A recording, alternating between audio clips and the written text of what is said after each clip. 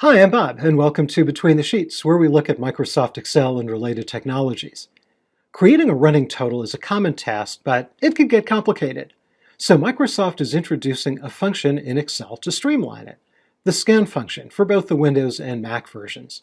Scan uses the Lambda function nested inside it. Now, we covered the Lambda function in a previous episode, but I'll do a quick review for you in a minute. The whole thing can get a little tricky and it isn't intuitive, but have no fear, I'll take you through it step by step.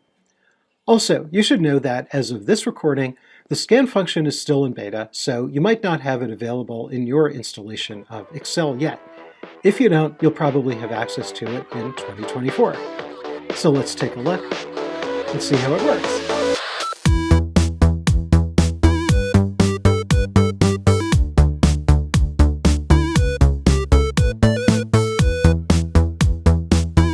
In this worksheet, we have a list of orders, and you can see down column A, it's sorted by order number. We'll use the scan and lambda functions to calculate a running total down this last column here. Yes, you can do this with a simple formula, but this new method is a spill function, so it automatically fills down the column without the need to manually autofill the formula down every time. Let's take a look at the syntax of both functions first. The syntax of the scan function is deceptively simple. The first argument is the value you're starting off with. In our example, it's going to be 0. The second argument is the array where we find the values, and that array is column H, the sale amount. The third argument is where the action takes place. That's the actual calculation. As I said a minute ago, we covered lambdas in a previous episode, so you can watch it if you want a more in-depth explanation.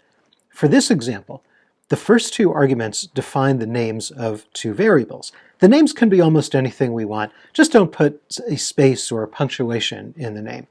The third argument is an equation that uses the variables. So basically, you're defining the variables first, and you're using them next.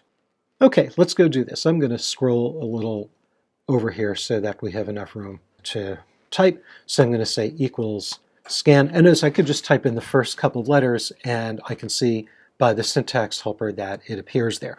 When you type it in, if you don't see it there, it means you don't have access to the function yet. So I'll just tab into it. So the initial value, as I said a moment ago, is going to be 0, comma. So the array I want is down column H. I'm just going to select all the way down. I'm going to click the first cell there. In Windows, I'll press Control-Shift down arrow. On the Mac, Command-Shift down arrow. So that selects all the way to the bottom of that column. Let's go back up here, comma. Now I put in the lambda function. So I'm going to type lambda, and also when I type the first few letters, you see lambda shows up. If it doesn't show up on your machine, then again, you don't have access to it yet. So I'll just tab into that. It opens up its own set of parentheses. So I need two variables. What is the initial value and what is going to be the current value? Because the scan function is going to scan down one row at a time. So I initialize it first, and then row by row, what is that value going to be? So you could call this anything you want, just don't put a space or punctuation or anything in the name. So I'm going to call this initial v, so that's the initial value, comma, and then the current value, I'm going to call it current v, comma. Now, what do I do with initial v and current v now that I have them? I'm just going to add them together. So that's what the lambda formula is going to be. I'm going to say initial. Notice also when I type the first few letters, because I already defined it, it shows right up there. So I could continue typing, or I'll just hit the tab key, plus, and again, just type in the first few letters, and it recognizes, oh yeah, you have that variable called current v, you already defined it. So I will tab into that. Now I close the parenthesis for the lambda function, and I close the outer parenthesis for the scan function. And I press enter. And look at that. It just automatically does the whole thing. And you could eyeball it to add it up, but let's do something else. I'm just going to go all the way down to the bottom. So the end of this running total, you see, is that number, 13,948. We could go and prove it. I'm just going to click here down to the bottom of column H. I'll just put in the sum function.